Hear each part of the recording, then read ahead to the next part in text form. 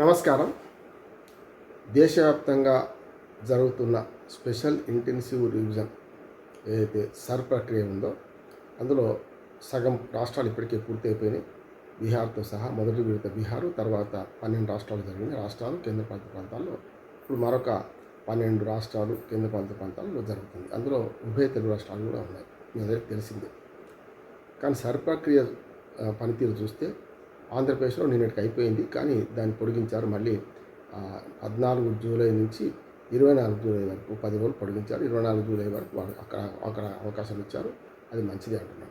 అట్లాగే తెలంగాణలో కూడా ఇవాళ మళ్ళీ 24 జూలై బదులు మొదలే పొడిగించారు. CEO మన చీఫ్ ఎలక్షన్ ఆఫీసర్ల విజ్ఞప్తి, అట్లాగే రాజకీయ పార్టీలు విజ్ఞప్తి చేయడం వల్ల మరొక 10 రోజులు ఆగస్టు 3 దాకా తెలంగాణలో పొడిగించారు. అంటే అక్కడ 10 రోజులు ఇక్కడ 10 రోజులు పెంచేశారు.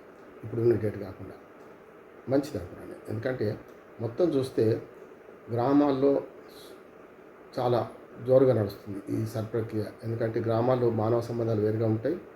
అట్లానే పూర్తి స్థాయిలో రాజకీయ పార్టీలు కూడా ఇన్వాల్వ్ అయినాయి. వాళ్ళకు మనుషులు తెలుసు, కుటుంబాలు తెలుసు, ఇల్లు తెలుసు. కనుక అక్కడ చాలా వరకు ఓట్లు పోకుండా చూసుకుంటున్నారు. చాలా వరకు గ్రామాల్లో ఓట్ల సంఖ్య పెద్దగా తగ్గదు. చనిపోయిన వాళ్ళు ఇట్లా పోతాయి. చనిపోయిన వాళ్ళ ఓట్లు కూడా సమ్మరీ రివిజన్లో ఎప్పటికప్పుడు పోతూనే ఉన్నాయి. గ్రామాల్లో చనిపోయిన వాళ్ళ ఓట్లు కూడా పెద్దగా ఉండవు. కనుక మనకు తెలంగాణలో సర్ ప్రక్రియ చూసుకుంటే ఆంధ్రప్రదేశ్ కంటే తెలంగాణలో అద్భుతంగా ఏమవుతుందంటే ప్రక్రియ బాగా జరుగుతుందని చెప్తారనే కానీ రాజకీయ పార్టీల స్పందన బాగుంది. ఒక్క ఓటు కూడా మనది కానీ మందిది కానీ ఎవరికి పోవద్దు అనే ప్రక్రియ జరుగుతుంది. అందరూ కూడా అవేర్ అయ్యారు. కాంగ్రెస్ పార్టీ శిబిరాలు పెట్టింది. అట్లాగే BLEల ఏర్పాటు చేసుకొని బూత్ లెవెల్ ఏజెంట్లు పెట్టుకొని ఎక్కడికక్కడ బీఆర్ఎస్ కానీ, కాంగ్రెస్ కానీ, బీజేపీ కానీ, ఈ 3 పార్టీలు, MIM కూడా తెలంగాణ MIM, ఇవన్నీ వీళ్ళందరూ కూడా ఒక్క ఓటర్ కూడా అర్హుడైన పోవద్దు అనేది అనుకొని చేస్తున్నారు. అనర్హులు ఉండాలని కోరుకుంటారు, కానీ ఉండే పరిస్థితి లేదు. కనుక ఆ రకంగా ప్రక్రియలో మొదలు ప్రజల్ని అవేర్ చేయడం, వాళ్ళకి సహకరించడం, ఇవన్నీ రాజకీయ పార్టీలు చేస్తున్నాయి. దానికి తోడు కొన్ని స్వచ్ఛంద సంస్థలు, ముఖ్యంగా స్వచ్ఛంద వాలంటీర్సు, కంప్యూటర్ ప్రజ్ఞ ఉన్న వాళ్ళు చాలామంది చేస్తున్నారు. నేను గ్రామాల్లో చూస్తున్నాను. కొన్ని గ్రామాల్లో BLEకు అసలు చదువు రాదు, పెద్దగా కంప్యూటర్ పరిజ్ఞానం లేదు, BLO. అటువంటి దగ్గర కూడా వాళ్ళకు సహకరిస్తూ వాళ్ళ పిల్లలు కానీ, వాళ్ళకి సంబంధించిన బంధువులు కానీ, లేకపోతే గ్రామాల్లో స్వచ్ఛందంగా పనిచేసే వాళ్ళు కూడా చేస్తున్నారు. గ్రామాల్లో సగం ఇప్పటివరకు జరిగింది. ఈ 10 రోజులు పొడిగించడం వల్ల పూర్తి స్థాయిలో జరుగుతుంది. కానీ పట్టణాల్లో నా ఉద్దేశం అంటే సగం కాదు కదా, 30% కూడా పూర్తి కాలేదు. ఇప్పటికీ గ్రామాలలో BLOలు చాలా వరకు ఇంటికి వెళ్ళి చేయడం, తర్వాత సామూహికంగా వదిలి కూర్చుంటున్నారు, అక్కడనే ఫామ్స్ తీసుకుంటున్నారు, అప్లోడ్ చేస్తున్నారు. ఇదంతా సక్రమంగా జరుగుతున్నట్టుంది. చాలా వరకు గ్రామాలు, పట్టణాలకు వచ్చేటప్పుడు కొంచెం ఇంకా 40%, 50% కూడా పూర్తి కాలేదు. ఇక మనకు నగరాలకు వచ్చి హైదరాబాదు, వరంగల్ నగరాలకు వస్తే సమస్య లేదు. 30% కూడా పూర్తి కాలేదు. ఇప్పటికీ BLOలు 10 రోజుల ముందు, ఇప్పుడు 10 రోజులు ఇంకా టైం ఏది పెంచక ముందే ఈ 10 రోజులలో కానీ వాళ్ళు ఏమో ఇస్తారని నేను అనుకుంటలేను. చాలామంది ప్రజలే పోయి మా ఓటు హక్కు ఉందట కానీ BLO ఆఫీసులకు, లేకుంటే అక్కడ మున్సిపల్ వార్డు ఆఫీసులకు పోయి అడుగుతున్నారు. ఇది దుర్మార్గం. అందుకనే గ్రామాల్లో కానీ ఇక్కడ సగం అంటున్నాను, పేరు పెట్టాను. సగం అయింది. ఇది పూర్తి కావాలంటే ఈ 10 రోజులు పెంచడం మంచిదే. ఇవి మళ్ళీ పెంచము దీనిలో చేసుకోవాలన్నప్పుడు ఏం చేయాలి? ప్రభుత్వం యంత్రాంగం పూర్తి స్థాయిలో BLOలను అలర్ట్ చేయాలి. వాళ్ళను ఇళ్ళకు పంపే ప్రయత్నం చేయాలి. రూల్స్ ప్రకారం 3 సార్లు పోవాలి కదా BLO. ఒక్కసారి కూడా ఏ ఇంటికి పోయిన BLO ఉన్నారు. ఎందుకంటే హైదరాబాద్ ఇంటి నెంబర్లు సరిగ్గా ఉండవు. హైదరాబాద్ లాంటి నగరంలో 1కి 3 ఓట్లు ఎన్ని చోట్ల ఉందో వాళ్ళకి తెలియదు. 2002లో అప్పుడు వాళ్ళకి ఎక్కడుందో తెలియదు. అది ఏ నియోజకవర్గానికి వస్తుందో అంతకంటే తెలియదు. అక్కడ BLOకేమో వీళ్ళ అడ్రస్ తెలియదు, వీళ్ళు కొత్తగా మారిన అడ్రస్ తెలియదు. అంటే హైదరాబాద్ లాంటి మహానగరంలో ఏముంటుందని 3 పొరపాటు జరుగుతున్నాయి. చచ్చిపోయిన వాళ్ళ ఓట్లు తీసేద్దామనుకుంటే పాత 2002లో ఉన్న ఓట్లు తీసేయాలని ఉంచాలంటే అక్కడ ఎవరిని అడగాలి? ఎప్పుడో 20 ఏళ్ళ కింద ఉంటే సార్ ఇక్కడ రెంటుకున్నారు, వెళ్ళిపోయినరు, వాడు ఎవడున్నాడో తెలియదు అంటారు. అప్పుడు తీసేయడం కష్టమవుతుంది. రెండవది, పోనీ కొత్త ఇంటి దగ్గర ఉన్నాడా అంటే వీళ్ళకి కార్డు, వాళ్ళ ఫామ్లే రావు. ఫాములు రాకపోతే తీసేది ఎక్కడిది? 2002లో మొదటి నుంచి ఉన్న వాళ్ళకే వస్తాయి కొత్త ప్లేస్లో. కనుక ఈ రెంట్ ఉండి మారిన వారితో చాలా ఇబ్బందులు ఉన్నాయి. రెంట్ కాదు, సొంత ఇల్లు గుండు. ఇప్పుడు ఉదాహరణకు ముషిరాబాద్లో సొంత ఇల్లు ఉంది ఒక ఆయనకు.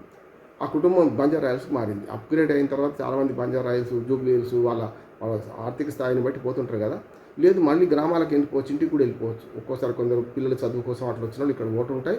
2002లో తర్వాత ఇంటికి వెళ్ళిపోయి ఉంటారు అనుకోండి. పిల్లలు ఎక్కడో అమెరికా చదువుతుంటారు, వాళ్ళు ఏమో కుటుంబంతో సహా ఇంట్లో ఉంటారు, కొత్త ఇల్లు అవి కట్టుకొని.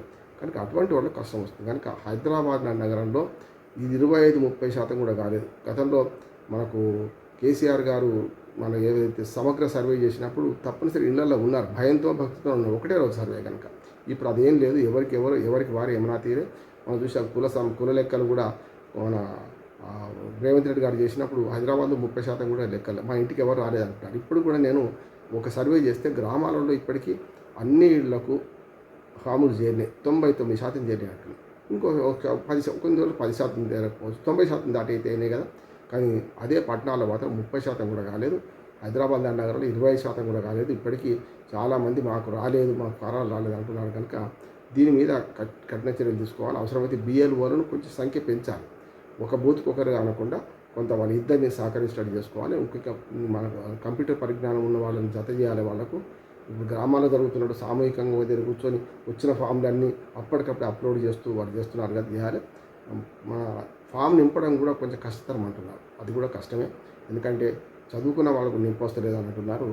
ఒక అవగాహన ప్రజల్లో కల్పించే క్రమంలో రాజకీయ పార్టీలు పాల్గొనాలి, చేయాలి. ఇంకోటి, ఫామ్ తెలుగులో మాత్రం ఉంటుంది, ఇంగ్లీష్లో లేదు, ఉర్దూలో లేదు. కొన్ని రాజకీయ పార్టీలు ఏం చేసినా దాన్నే ఇంగ్లీషు ఉర్దూలో ట్రాన్స్లేట్ చేసినాయి. కానీ అది పనికిరాదు కదా, అంటే దానికి వీళ్ళు ఇచ్చిందే పనికి వస్తుంది కదా, అఫీషియల్గా ఇచ్చిందే పనికి వస్తుంది కదా. దానికి నెంబరు, BLO పేరు, ముద్ర ఉన్నది కనుక అటువంటి అప్పుడు మళ్ళీ ట్రాన్స్లేట్ చేసినా కూడా దాని పనికి రాకుండా ఉంది. కనుక ప్రభుత్వమే ఇంగ్లీషులో, కొందరు వేరే హైదరాబాద్ నగరంలో తెలుగు భాష రాని వాళ్ళు చాలామంది ఉన్నారు. మరి వాళ్ళకైతే ఇంగ్లీషులో కనీసం ఉర్దూ కాకుండా ఇంగ్లీష్లో ఉండాలి కదా. ఓల్డ్ సిటీ దానిలో అటువంటి దగ్గర తెలంగాణలో ఆ ఉర్దూ రెండవ అధికార భాష, తెలుగు అధికార భాష అయితే రెండవ అధికార భాష ఉర్దూ కనుక అక్కడ ఉండాలి కదా. ఇట్లాంటివన్నీ చిన్న పొరపాట్లు ఉన్నాయి. ఏవైనా సరే 2002 ఓటర్ లిస్ట్ పట్టుకోవడం వల్ల కంటకం వచ్చింది.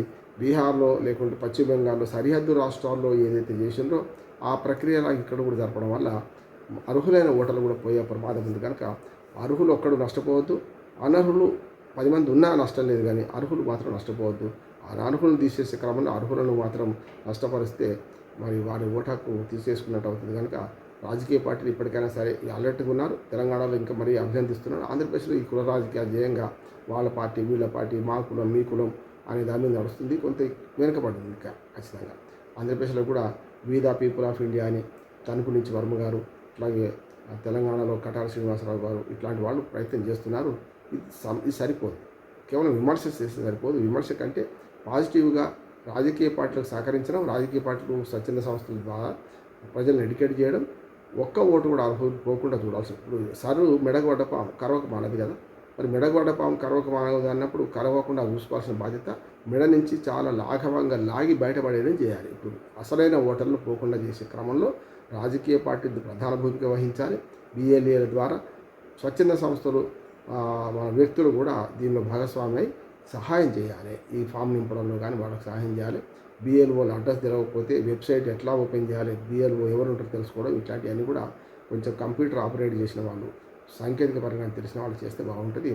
సర్ ప్రక్రియలో 10 రోజులు పొడిగించడం చాలా మంచిది. అవసరమైతే అప్పటికి పూర్తి కాకుండా మళ్ళొకసారి పొడిగించడం నష్టం లేదు. కానీ పొడిగిస్తామన్న ఇప్పుడేమంటే అప్పటిదాకా లేట్ చేస్తుంటారు. చివరి తేదీ దాకా చూసేవాళ్ళు కొందరు లేజీ ఫెలోస్ ఉంటారు. చూస్తాం మనకు 3 చేపల కథ చూస్తాం కదా. మనం 3 చేపల కథ లాగానే కొందరు లాస్ట్ డే దాకా చూసి అయిపోయింది ఎట్లా అంటారు.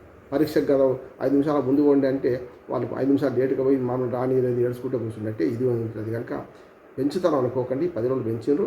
ప్రజలకు విజ్ఞప్తి చేసేది ఏంటంటే మీరు మీ ఓటు హక్కును పోనించుకోకండి. ఓటు మన గౌరవం, ఓటు మన ఆయుధం కూడా. ఓటు లేకపోతే ఏ రాజకీయ నాయకుడు మీ దగ్గరికి కూడా రాడు.